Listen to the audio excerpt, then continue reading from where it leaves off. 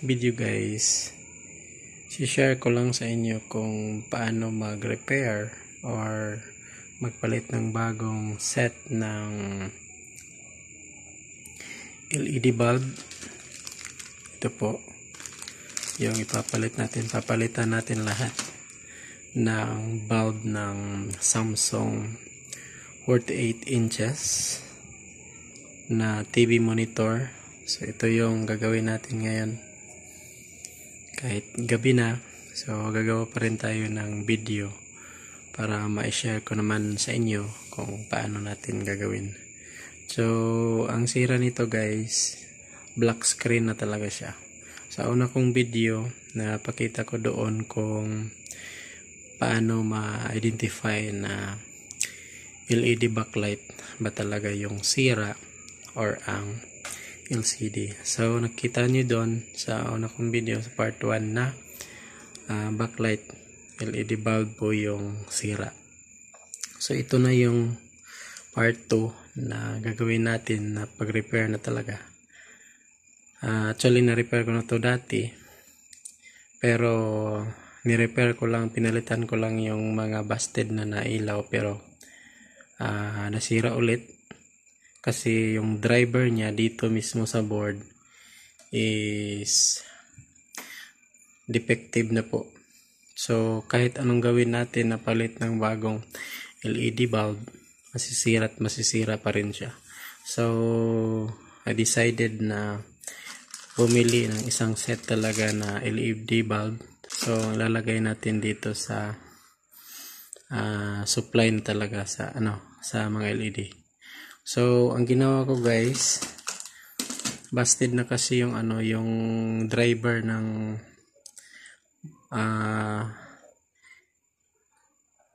TV na to. So ang ginawa ko, bumili ako ng ito, lead driver. Ito po yung binili ko sa online. Meron man ito sa Lazada or Shopee na LED driver, at saka gumamit na rin ako ng relay. Ayan, 12 volts po yung supply nito. So ipapakita ko sa inyo kung paano ko kinonek para magamit natin yung bagong binili natin na driver, LED driver. So ito guys, kikita nyo dyan sa screen pag nakabili kayo nitong driver na to. So dito banda rito kikita ninyo may letter N at saka L dito sa banda rito. So the same color din yan. So ibig sabihin yan, neutral at saka line po yan. So yan, kinonek ko lang dito sa main supply talaga niya, dito sa saksakan talaga niya. Ito, nakonek ko yung isang linya ng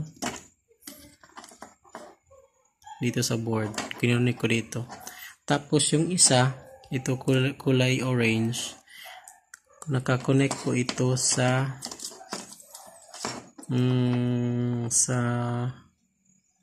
relay. Ayan, ikita nyo dyan may tatlong paa dito at saka dito dalawa sa kabila. So dito sa gitna ko nilagay yung isa dito sa gitna. Tapos yung isa naman sa AC dito, itong neutral, nilagay ko dito sa opposite side niya, banda rito. So yan. Tapos yung dalawang white sa both sides, sa left and right, ito na po yung supply ng 12 volts na magti-trigger na siya na gumana yung 220, at saka mag-supply dito sa driver, saka papunta dito may kulay pula at saka puti. Ito na po yung supply papuntang dito, magsusupply dito pag na-connect na natin dito sa board. So ito po yung supply ng kuryente papunta sa LED natin. So, ganun lang guys. Tapos, paano natin masusupplyan itong 12 volts? Kasi 12 volts po itong dalawang white. So, ang gagawin natin guys is i-connect lang natin dito. Ito po yung board papuntang LCD. So, yan. Makikita nyo dyan. Yan. Papuntang LCD po yan. So, yan. Ito po yung main board ng LCD. So, ang diskarte po dyan para makakuha tayo ng 12 volts dito na supply. Para masupply natin ng 12 volts itong relay para gumana, mag-activate yung 220 na supply. So, itong dalawang white, so ang gagawin natin dito, yung isa, iso-supply natin dito. Nakikita nyo ba itong piyesa na to, ito guys. Dito natin i-connect ang isang white dito. Susolda natin dito guys. Kasi may 12 volts na supply ito. Tapos ang isang white, ilagay natin dito sa ground. So yan, dito natin ilagay mamaya. At saka yung isa dito. Susolda natin mamaya. Para pag power on natin, pag power switch natin on, automatic pag nag-supply ng kuryente dito papunta sa LCD, automatic magsusupply din siya papunta dito sa relay para gumana at saka mag-activate at mag-supply siya patungong LED na mga ilaw na 48 pieces. So, ganun lang guys. So, ipapakita ko ngayon ang sa pamamagitan ng tester. So, iti-test natin to ngayon, ito. Banda rito kung totoo ba talaga na may supply siya na 12 volts. So, ito na po guys. Bigyan natin ng supply 220 galing sa outlet. Itong main board. So, power supply board. So, tapos yung tester, na-set na po natin siya sa 50 volts DC. Tapos yung isang rod niya, ilagay natin sa ground dito sa panel niya. Tapos itong positive na wire, rod, i-connect natin dito. So, pag naka-power switch na po ito, naka-on, so may supply na po ang LCD. So, iti-test natin ngayon kung totoo ba na may supply na 12 volts. So, dito natin i-connect. So, yan. Makikita nyo ngayon sa tester. So, may 12 volts na siya na output. So, yan. So, dito tayo kukuha ng 12 volts. So, kahit anong model ng ng TV monitor kagaya nito, maliit man yan o malaki, meron talagang board na kagaya nito. Ito malaking TV ito, kaya dito yung board niya. Yung maliliit lang na TV, makakita kayo ng ganitong pyesa. Ayan, dito nakalagay yan, banda rito. Dito natin makikita. So, sa mga maliliit na LED TV. So, ito, malaking TV ito, flat screen. Kaya dito natin makikita. So, nakaseparate. Ayan. Wala naman kayong makikitang ibang pyesa, ito lang naman. So, dito tayo kukuha ng 12 volts para matrigger o mag-function na yung relay para makasupply ng power para umilaw na yung mga LED bulb. So, ang gagawin natin ngayon guys, baklasin mo natin tong mga board, tsaka yung cover at tsaka yung LCD. Tatanggalin natin at tsaka wiring na tayo nito guys. So manood lang kayo guys. So ito na po yung paraan ko sa pagtanggal ng LCD para hindi mabasag. So gumamit lang ako nito. Wala kasi akong gamit pang baklas nito. So ang LCD po ay napaka-sensitive po. Kunting galaw mo lang dyan baka mabasag kasi napakanipis. So ang ginawa ko, gumamit ako nito. Tatlo, ayan. Tsaka sa kabila, tatlo rin. Ito. Tapos nilagyan ko nitong lace, ID lace, para may mahawakan ako. So, ganyan.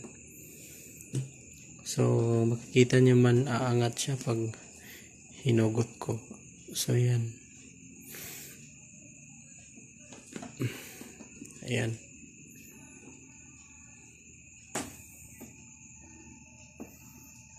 So, ito yung gagamitin ko. Hello guys. Ito na po yung results sa paglalagay ko ng bagong setup na LED bulb. So, ito na po yung mga connections. Ito po yung 32 na LED bulb. Naka-series po ito lahat. So, makikita ninyo dyan. So, yan. Yung positive, nakakonect dito sa negative. So, yan. Lahat po yan, naka-series.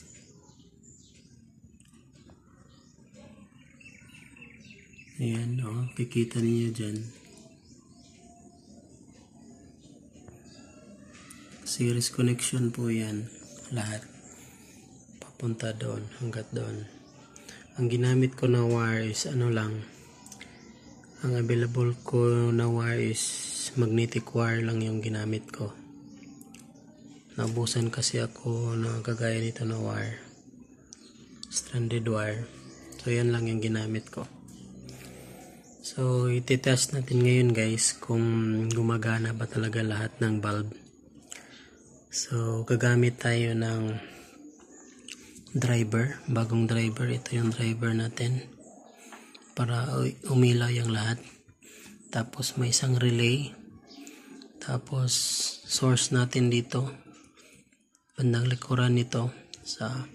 Kino-connect lang natin dito sa ayan, to supply sa AC dito. Tapos meron tayong battery 12 volts para ma-trigger itong relay para nag-activate yung 220 at saka yung driver taka mag-supply dito sa mga LED bulb. So yan guys, try natin isaksak.